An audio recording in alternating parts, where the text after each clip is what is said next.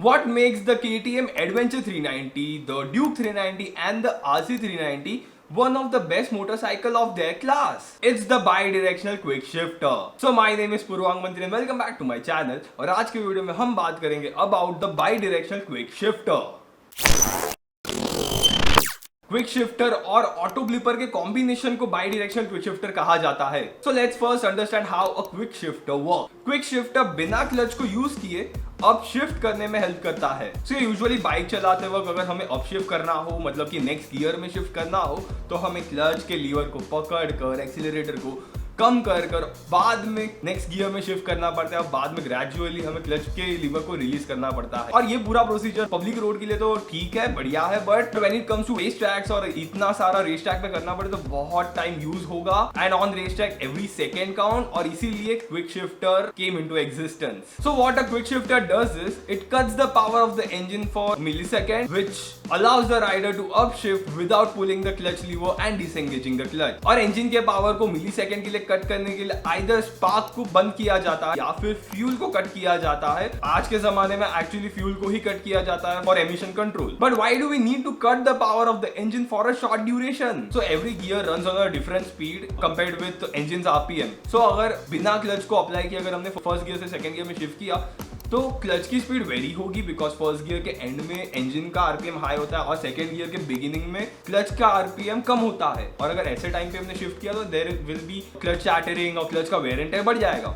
इसीलिए हमको क्लच को पुल करना पड़ता है. बट अगर बिना क्लच को पुल किए हमें अपशिफ्ट करना हो तो हमें इंजन के आरपीएम ड्रॉप करने पड़ेंगे. इंजन की स्पीड तुरंत ऐसे स्प्लिट मिली सेकंड के लिए अगर हमने ड्रॉप किया तो इजीली नेक्स्ट गियर में शिफ्ट कर सकेंगे. और इंजन के आरपीएम को ड्रॉप करने के लिए हमें उसका पावर कट करना पड़ेगा for a split millisecond, which can be done by cutting off the fuel, because of which the engine RPM will drop and the gear will be shifted smoothly. And all of this is controlled by the engine control unit और the ECU.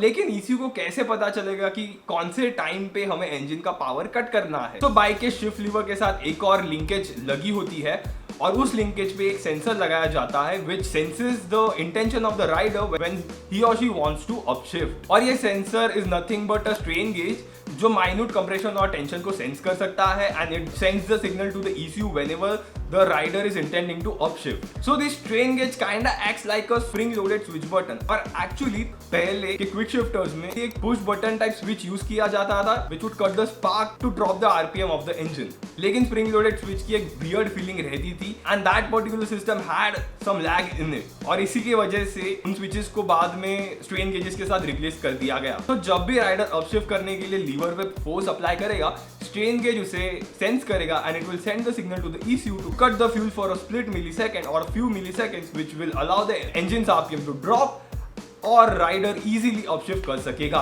Without pulling the clutch lever. And that's how a quick shifter work. लेकिन अभी हमारा ये video खत्म नहीं हुआ है because now we are gonna talk about auto blipper. So auto blipper works exactly in the opposite way of the quick shifter. ये हमें बिना क्लच लीवर को पकड़े डाउन शिफ्ट करने में हेल्प करता है. Now instead of cutting the fuel for some time to drop the engine's RPM, auto blipper actually engine के आरपीएम बढ़ाएगा. क्योंकि डाउनशिफ्ट करते वक्त हमें रेव मैचिंग करना पड़ता है because each gear has different speed for that particular RPM. और डाउनशिफ्ट करने के लिए हमें इंजन के आरपीएम बढ़ाने पड़ते हैं. और इंजन के आरपीएम बढ़ाने के लिए राइड बाय वायर टेक्नोलॉजी की हेल्प ली जाती है, विच is nothing but controlling the throttle valve electronically. और KTM के हर 390cc बाइक में ride by wire system implement किया गया है. सो जब भी राइडर डाउनशिफ्ट करेगा तब स्ट्रेन गेज उसके अप्लाइड फोर्स को सेंस करके ECU को सिग्नल देगा to open the throttle valve which will in turn increase the RPM of the engine and it will allow the rider to downshift smoothly without pulling the clutch lever और disengaging the clutch. Adding to this, इसमें slip and assist clutch भी अपना assistance देता है for smoother downshifts and upshifts without pulling the clutch. और slip and assist clutch पे भी हमने एक वीडियो बनाया हुआ है, you must check out after this video. So bidirectional quick shifter is nothing but the combination of auto blipper and quick shifter because दोनों ही सिस्टम्स में सेम इनपुट यूज किए जा रहे हैं which is nothing but the signals of strain gauges. लेकिन दोनों system का आउटपुट अलग है. सो इनपुट सेम होने की वजह से हम दोनों सिस्टम को कंबाइन कर सकते हैं and thus it becomes the bi-directional quick shifter.